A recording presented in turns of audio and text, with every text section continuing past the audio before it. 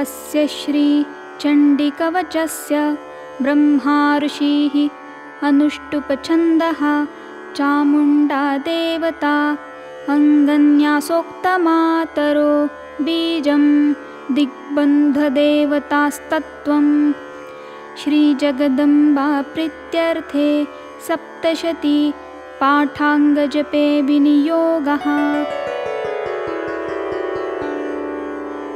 ॐ नमश्चण्डिकायै। ॐ मार्कण्डेय उवाच। ॐ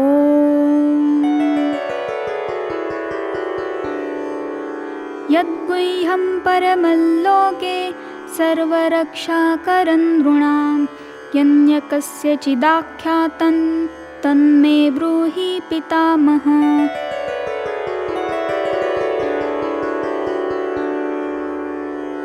ब्रह्म उवाच। अस्ति गुह्यतमं विप्र सर्वभूतोपकारकं देव्यास्तु कवचं पुण्यं तच्छृणुष्व महामुने। प्रथमं शैलपुत्री च द्वितीयं ब्रह्मचारिणी तृतीयै चन्द्रघण्टेति कुष्माण्डेति चतुर्थकम्। पञ्चमं स्कन्दमातेति षष्ठं कात्यायनीति च सप्तमं कालरात्रिश्च महागौरीति चाष्टमम्। नवमं सिद्धिदात्री च नवदुर्गा प्रकीर्तितः उक्तान्येतानि नामानि ब्रह्मणैव महात्मना। अग्निना दह्यमानस्तु शत्रुमध्ये गतोरणे विषमे दुर्गमे चैव भयार्ताः शरणं गताः। न तेषां जायते किञ्चित् अशुभौ रणसङ्कटे नापदन्तस्य पश्यामि शोकदुःखभयं नहि। यैस्तु भक्त्या स्मृता नूनं तेषां सिद्धिप्रजायते ये त्वां स्मरन्ति देवेशि रक्षसे तान्न संशयः। प्रेतसंस्था तु चामुण्डा वाराही महिषासना ऐन्द्री गजसमारूढा वैष्णवी गरुडासना। माहेश्वरी वृषारूढा कौमारी शिखिवाहना लक्ष्मी पद्मासना देवी पद्महस्ता हरिप्रिया।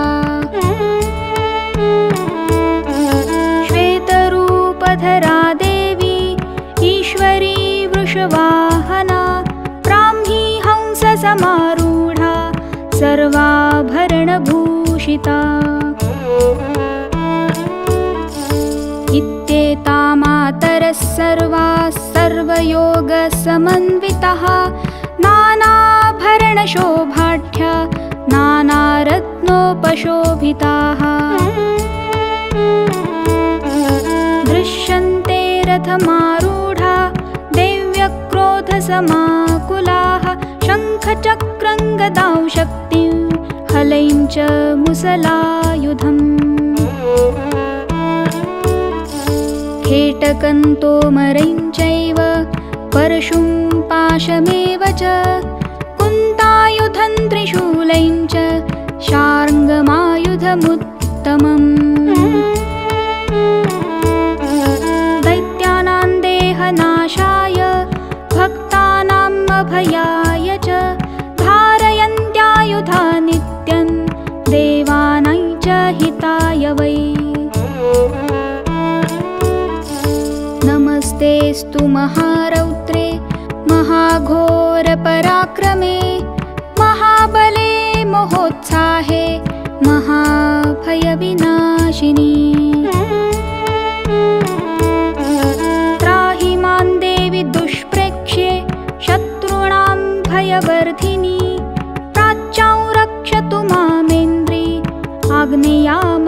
देवता।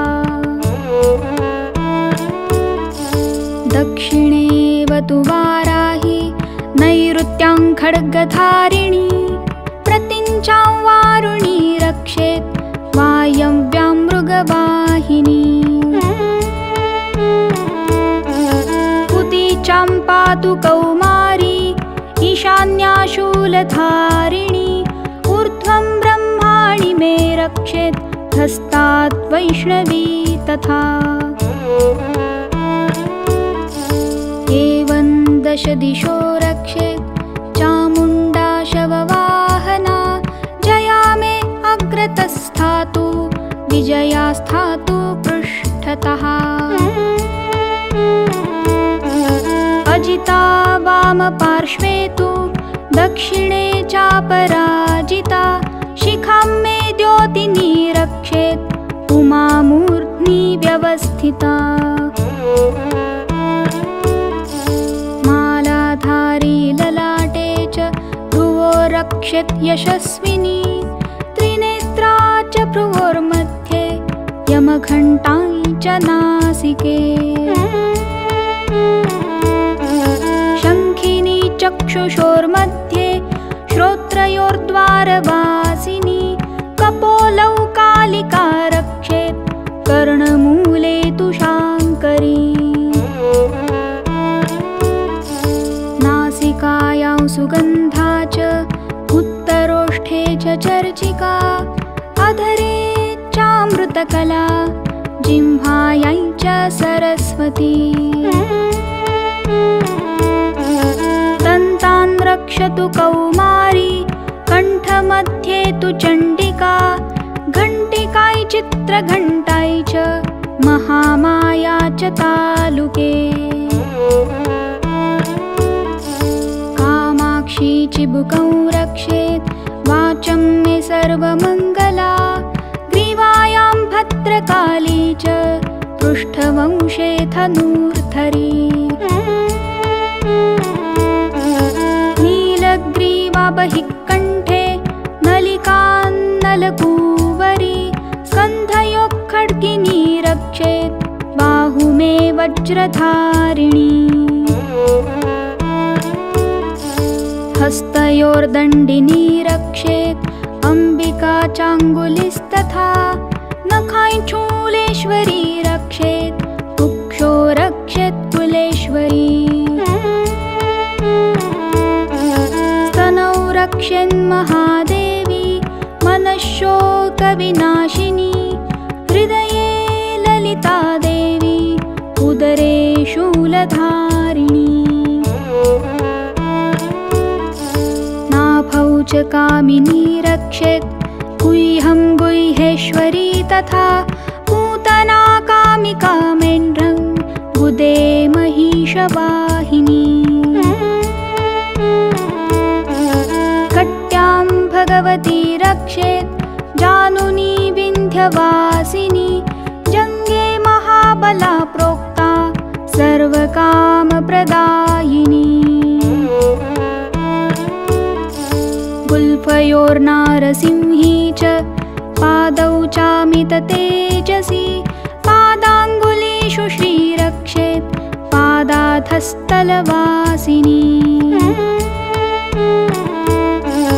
नखान्दंष्ट्राकराली च केशांश्चैवोर्ध्वकेशिनी रोमकूपेषु कौबेरी त्वचं वागीश्वरी तथा।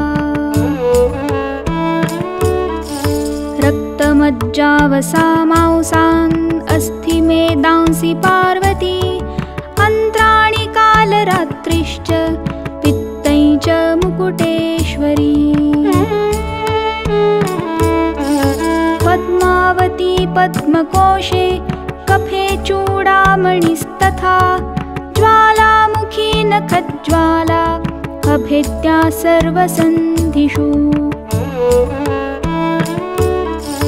शुक्रं ब्रह्माणि मे रक्षेत् छायां छत्रेश्वरी तथा अहङ्कारं मनोबुद्धिं रक्ष मे धर्मचारिणी। प्राणापानौ तथा व्यानं स्थानै च समानकं वज्रहस्ता च मे रक्षेत् प्राणं कल्याणशोभना रसे रूपे च गन्धे च शब्दे स्पर्शे च योगिनी सत्त्वं रजस्तमश्चैव रक्षेन्नारायणी सदा आयुरक्षतु वाराही धर्मरक्षतु वैष्णवी यशकीर्ति च लक्ष्मी च धनं विद्या च चक्रिणी गोत्रमिन्द्राणि मे रक्षेत् पशुं मे रक्ष चण्डिके पुत्रान् रक्षेत् महालक्ष्मी भार्यां रक्षतु भैरवी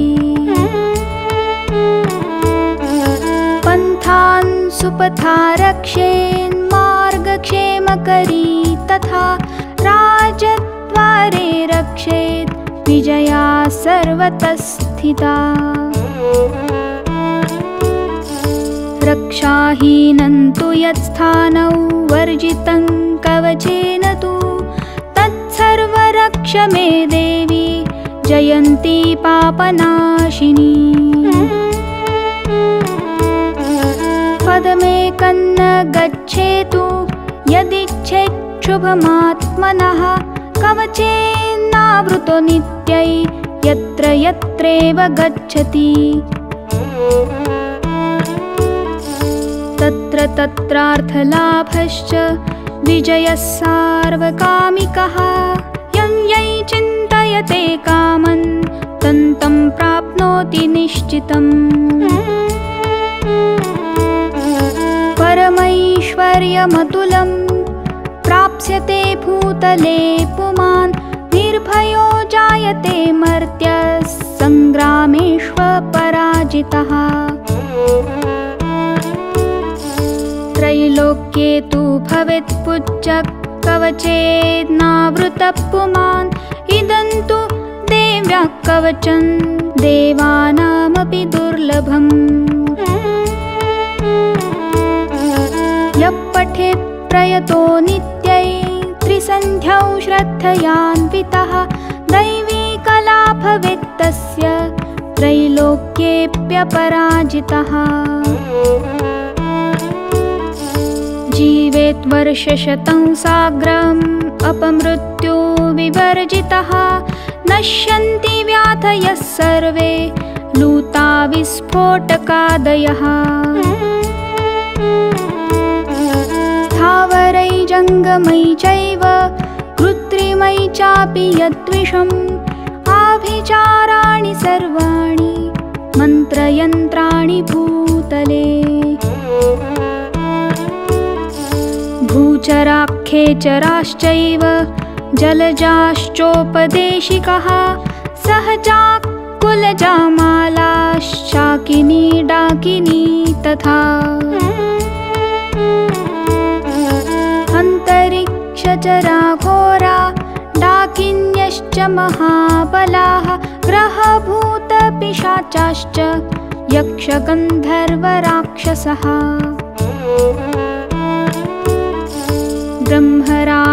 ब्रह्मराक्षसवेतालाः कुष्माण्डा भैरवादयः नश्यन्ति दर्शनात् तस्य कवचे हृदि संस्थिते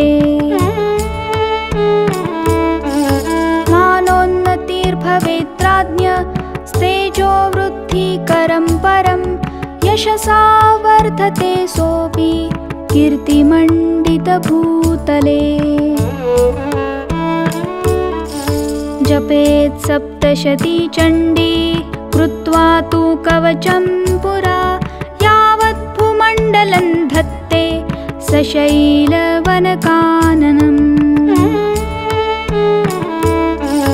तावत् तिष्ठति मेदिन्यां सन्ततिपुत्रपौत्रिकी देहान्ते परमौ स्थानै यत्सुरैरपि दुर्लभम् प्राप्नोति पुरुषो नित्यं महामाया प्रसादतः लभते परमौ रूप शिवेन स सह मोदते।